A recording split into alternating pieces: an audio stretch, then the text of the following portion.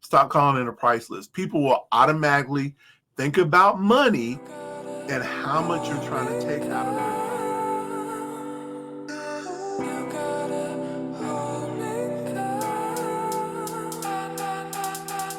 Thank you for tuning in. I'm Brother Juan, a certified Christian business coach and consultant, tax strategist for solopreneurs, and a strategic partner to help you build synergy in your business with bookkeeping. I empower Christians to achieve freedom with virtual service-based entrepreneurs. So we began a series talking about getting off the struggle bus. And there's 3 things I identified to help you get off the struggle bus: streamlining, productizing, and systematizing. Today, we're going to talk about systematizing.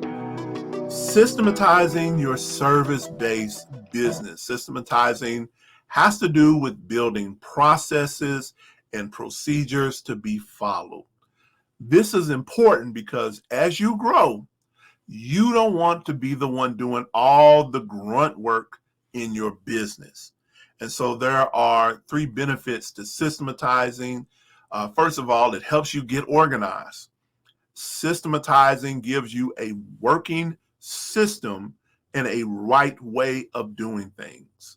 So it helps you to get organized. Secondly, it helps you to delegate with confidence. Delegate with confidence. You can't scale your business if you're stuck doing all the work yourself. But a lot of time as business owners, we don't feel comfortable delegating it off to someone else. So that is exactly what ends up happening. We find ourselves doing everything ourselves.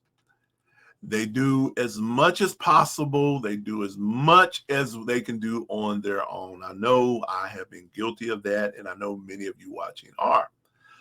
Okay, systematizing also allows you to scale by creating business systems. Your business will not scale if you are in the way. Many solopreneurs, whether you have employees, whether you hire independent contractors, many solopreneurs build their business on their personal brand.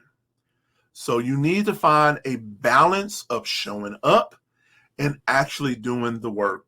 So when you have a lot of work to do, it's hard to show up. And if you're trying to show up 24/7, then it's hard to do the work. But scaling helps you to create business systems. Your business needs standard operating procedures, SOPs. Your business needs SOPs in place, and you need this now and not later. And so there are 5 steps that I want to give you for to help you set up SOPs in your own business. Step 1, make a list of your most reoccurring tasks. What do you do daily? What do you do weekly? What do you do monthly? Make a list and list all those things out, everything that you can think of. And then beside each one, write how long you spend on that particular task. Is it 30 minutes, 60 minutes, 15 minutes, whatever it is? How long does it normally take you to spend on that particular task?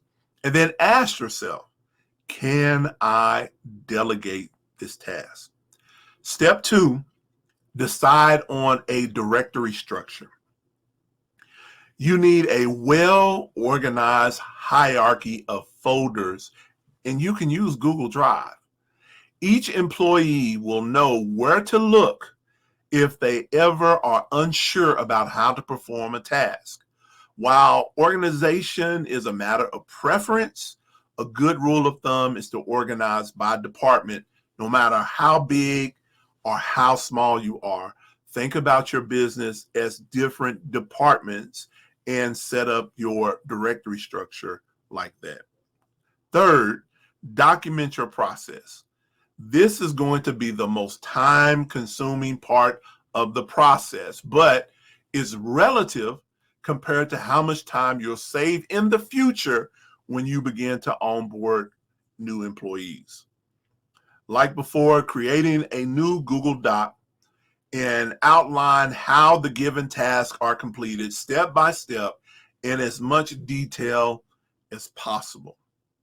Fourth, ask a colleague to perform the task. Once you have documented the process, it's time to test its effectiveness. If you're delegating the task, ask the person who will perform the task to go through it. If they have any questions, it means the SOP wasn't thorough enough and needs further explanation. And rather than explain it to them, go back to the SOP, make any necessary improvements, and ask them to try again. You're not being difficult. What you're doing is ensuring that your SOP is airtight and devoid of any guesswork. Maybe a screenshot will need further clarification, or even a video recording the steps can help too.